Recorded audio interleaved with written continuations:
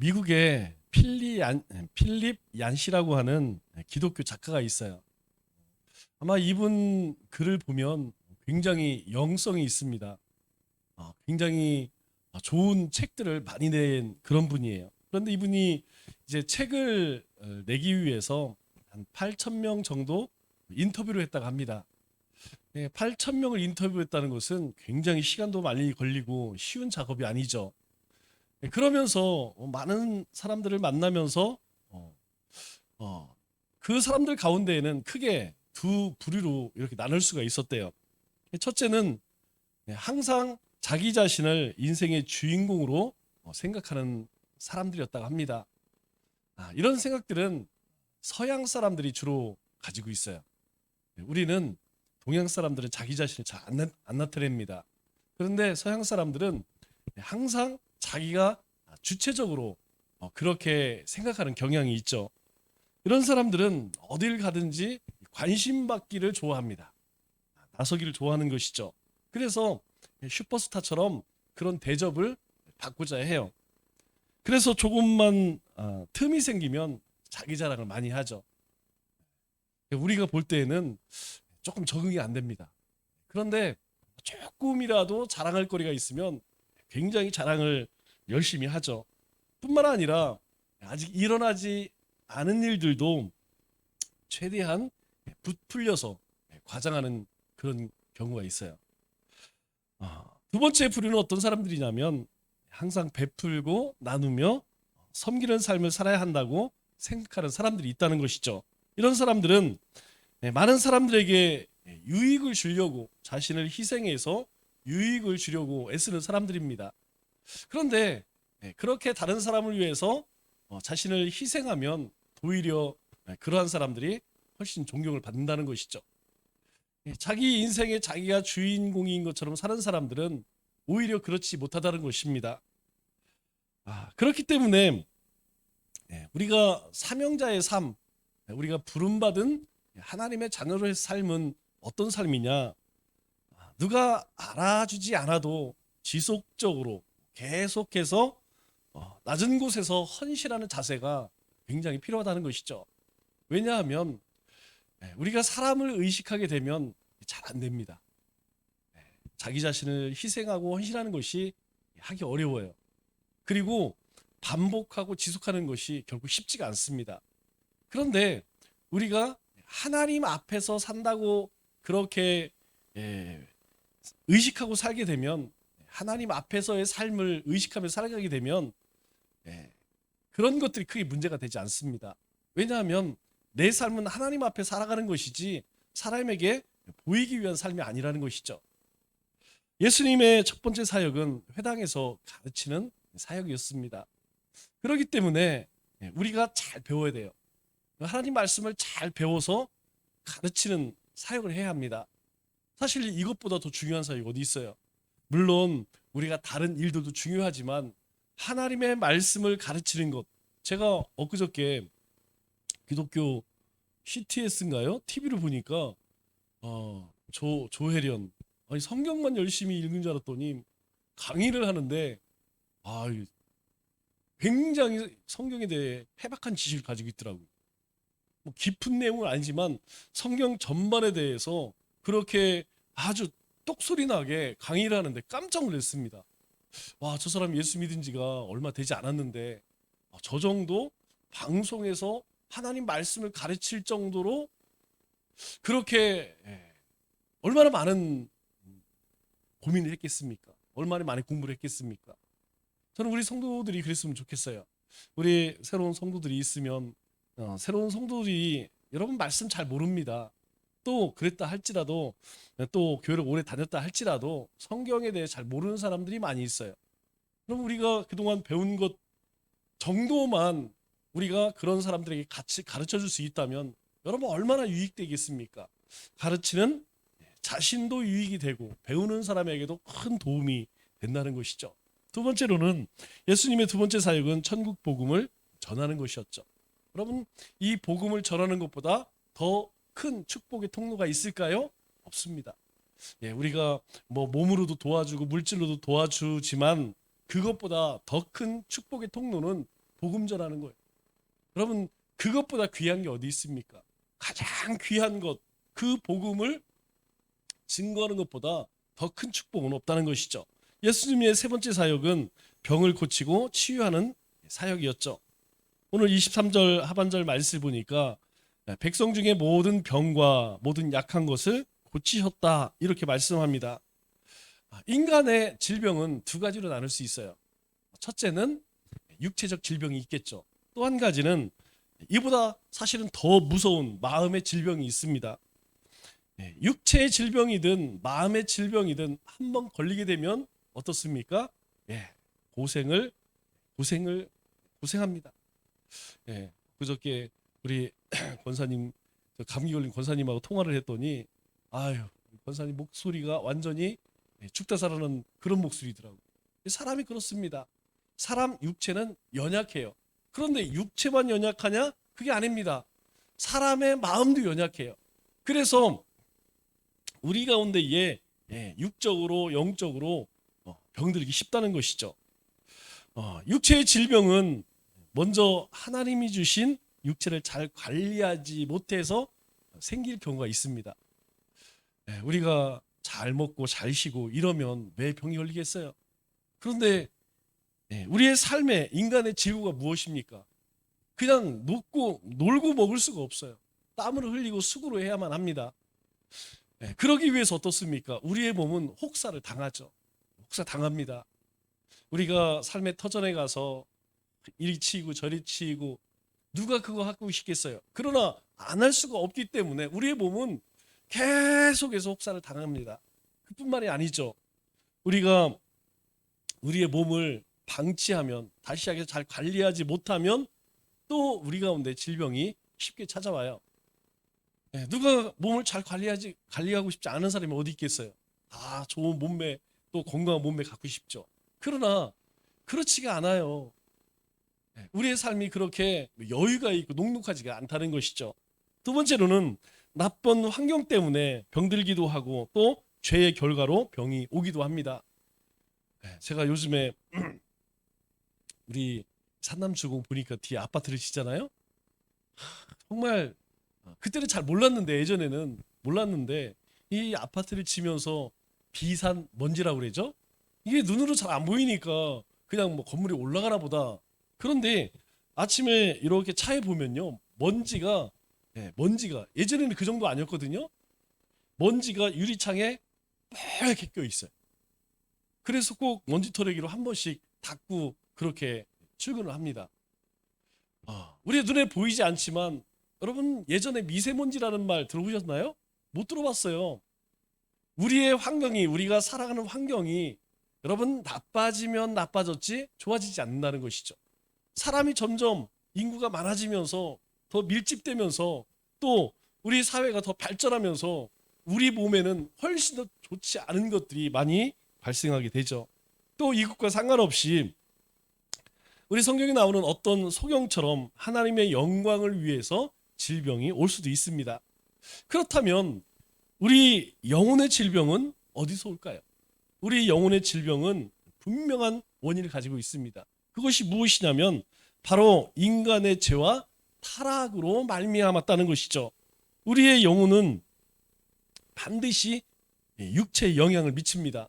다시 시작해서 우리 영이 온전하지 못하면 우리 몸이 건강할 수 있느냐? 그렇지는 어렵다는 것이. 우리가 가지고 있는 죄의 본질이 있습니다. 이 죄의 본질이 어떻게 나타나느냐? 자기 자신에게 향할 수도 있고 세상을 향할 수도 있어요. 자기 자신을 향하게 되면 자기 자신을 파괴합니다. 우리 몸을 파괴한다는 거예요. 마음을 파괴한다는 거예요. 그러니까 막 신경질이나 막 화가 나. 그러면 이걸 어떻게 해결을 해야 되는데 여러분, 어디 가서 해결하겠어요? 뭐 집에 가서 뭐 아내 남편하게 하겠어요? 애들하게 하겠어요? 예전엔 그렇게 했습니다. 예전에 그런 분들이 있었어요. 막 술 드시고 와서 막 집에 와서 막 이렇게 행패를 부리고 또 밖에 나가 싸우고 이런 분들이 있어요. 뭐 그렇게 하면 본인은 편할지 모르겠지만 다른 사람이 병들죠. 요즘 이 시대에는요, 그렇게 밖으로 막 표현할 수가 없어요. 그러니까 어떻게 해야 돼요? 참아야지 뭐. 참으면 어떻게 됩니까? 처음에는 그냥 고통스러워요. 그런데 그게 시간이 겹쳐 계속 쌓이면 뭐가 됩니까? 우울증 생기는 거예요. 여러분, 이 우울증을 우습게 여기면 안 됩니다. 굉장히 무서운 마음의 병이에요. 이것은 이 죄의 그 악한 것들이 내 자신을 공격하는 것입니다. 그래서 이거 반드시 치료받아야 돼요. 우리가 육신적으로도 우리가 정신과에 가서 치료받아야 됩니다. 지금 이 시대에 정신과 다닌다, 옛날 개념이 아닙니다. 하나의 질병이라고 생각해야 돼요. 예전에는 정신과 간다면 어떤 사람이었어요? 예. 사람들이 그냥 다 미친 사람으로 여겼는데 지금은 아닙니다. 그런데 이러한 영혼의 질병이 내 자신이 아닌 밖으로 향하게 되면 어떻게 되죠? 그때 나타나는 것들이 무엇이냐면 미워하고 시기하고 질투하고 다투고 거짓말하고 속이고, 그걸 넘어서게 되면 이제 폭력이 나타나는 것이죠. 폭력이 심해지면 이제 사람을 해치게 되는 거예요. 결국은 이 영혼의 질병이 우리의 심령뿐만 아니라 우리의 삶까지도 파괴할 수 있다는 것이죠. 그렇기 때문에 하나님을 떠난 인간은 이미 죽은 존재예요. 이미 절망스러운 존재라는 것이죠. 그래서 예수 그리스도 안에서 새 생명을 얻으면 바로 이와 같은 이 악한 사망 권세가 우리로부터 떠나간다는 것입니다. 뿐만 아니라 육신의 영육 간의 질병에서도 자유함을 얻게 된다는 것이죠. 왜 그럴까요? 왜 우리가 예수님 안에 있으면, 복음 안에 있으면, 말씀 안에 있으면 이 영육 간의 치유함을 얻을 수 있을까요? 우리 이사야 53장 5절 말씀을 보면 우리가 잘 아는 말씀이죠. 여러분, 이 말씀을 가만히 보세요. 그가 찔림은, 주님께서 찔리시고 상함은 우리에게 어떤 유익을 주었느냐? 우리의 허물 때문에, 우리의 죄악 때문에 주님이 찔리셨다는 거예요. 그러면 우리가 영육 간의 질병으로 인하여서 우리가 고통받는데, 그 고통받는 원인이 무엇입니까? 바로 우리의 허물과 죄악 때문에 우리가 고통받는 거예요. 그런데 주님께서 찔리고 상을 받은 것은 바로 우리가 가지고 있는 그 허물과 죄악 때문이다라고 이야기합니다. 그런데 이것이 중요한 것이 아니에요. 그로 인하여서 그 주님께서 그렇게 찔리시고 상함을, 징계를 받으심으로 인하여서 우리가 얻은 게 뭐냐면 평화와 나음을 받았다, 이렇게 이야기해요. 예수님께서 우리를 대신해서 채찍에 맞으시고 징계를 받으심으로 인하여서 우리가 평화를 누리지 못하고 늘 근심과 걱정과 두려움 가운데 살았는데, 우리가 얻게 된 것이 무엇이냐면 평화를 얻었다라고 이야기합니다. 우리는 더 이상 매일 조마조마 그렇게 살지 않아도 된다는 거예요. 늘 쫓기며 살지 않아도 된다는 거예요. 누구로 인하여서? 예수님으로 인하여서, 복음으로 인하여서 우리가 이제는 그 복음 안에서 치유함을, 회복을 받았다, 그렇게 이야기하죠. 24절 말씀을 보면 예수님은 구체적으로 뭘 고치셨느냐?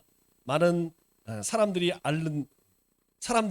모든 앓는 자, 곧 각색병에 걸려서 고통당하는 자, 귀신 들린 자, 중풍병자들 데려왔을 때에 예수님께서 고치셨다, 이렇게 이야기합니다. 여러분, 우리가 구원받았다라고 할 때에 구원은 우리의 영만 구원받았을까요? 아닙니다.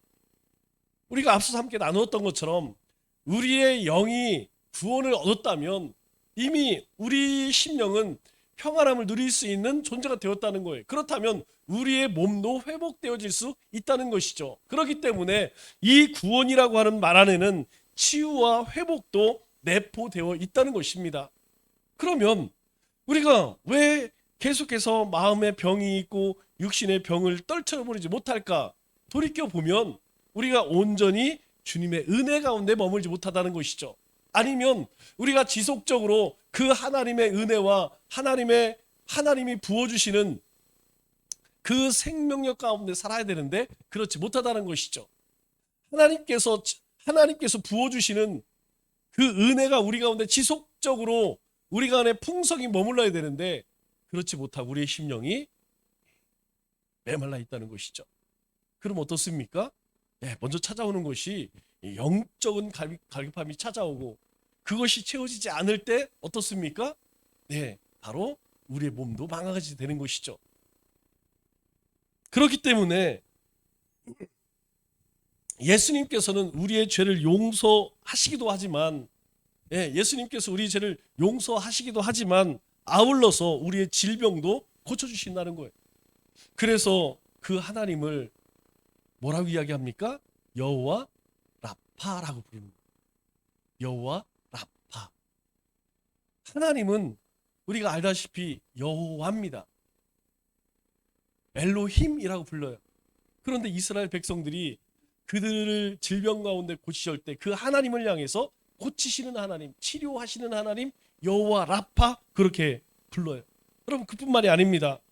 우리의 고통을 없애주실 뿐만 아니라 우리의 영적, 즉 악한 마귀상 사탄과의 싸움에서 우리로 하여금 이기게 하신다는 거예요. 어떻게 가능할까요?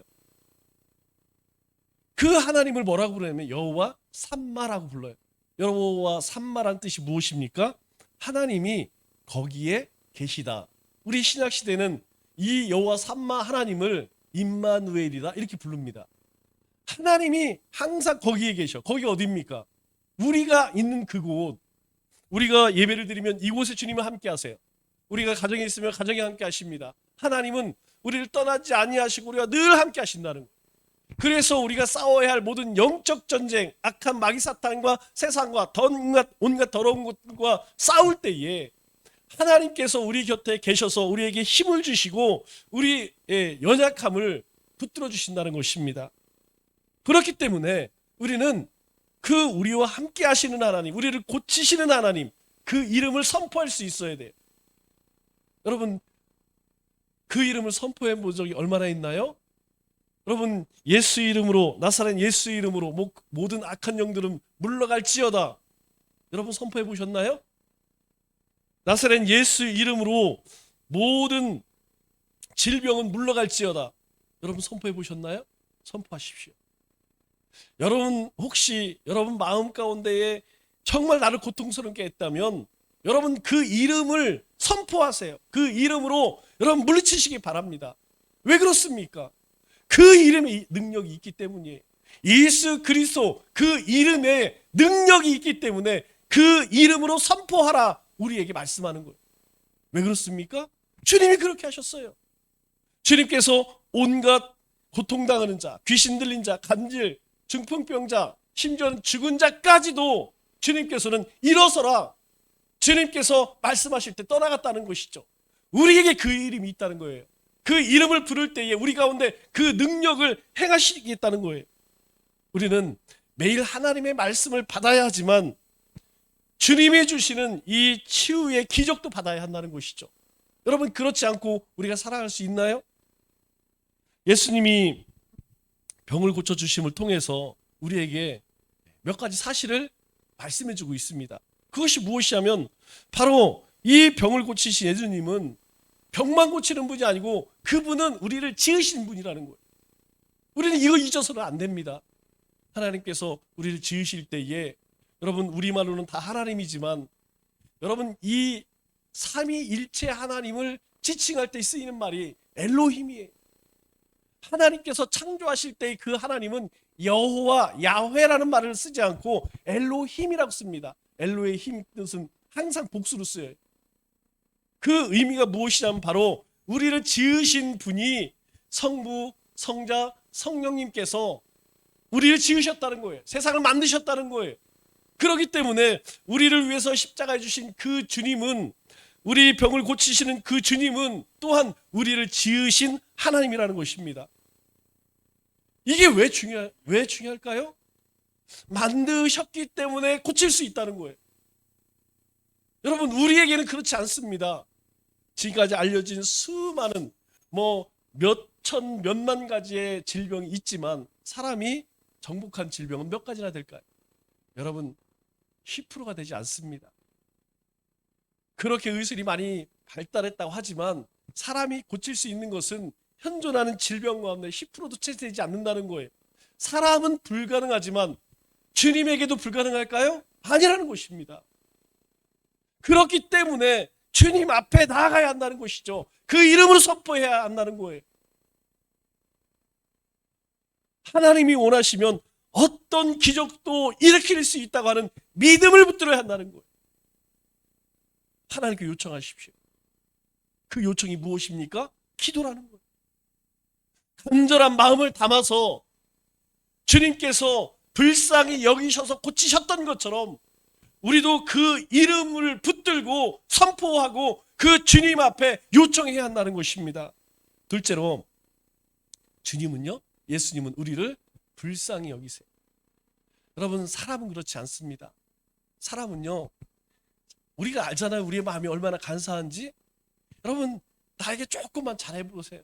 얼마나 잘하는지. 내가 10번 잘하다가 한 번 틀어지면 여러분, 그 관계는 어떻게 될까요? 좋은 관계를 유지할까요? 틀어질까요? 99.9%가 틀어집니다. 사람은 그래요. 그러나 주님은 그렇지 않다는 것입니다. 주님께서, 하나님께서 우리를 불쌍히 여기셔서 이 땅에 예수님을 보내주셨잖아요. 예수님께서 왜 이들을 고쳐주셨을까요? 이들을 불쌍히 여기셨기 때문에. 그렇다면 우리가 어떻게 하나님의 자녀가 되었을까요? 여러분이 어떻게 해서 이 자리에서 주님을 찬양하고 그 주님을 예배할 수 있었을까요?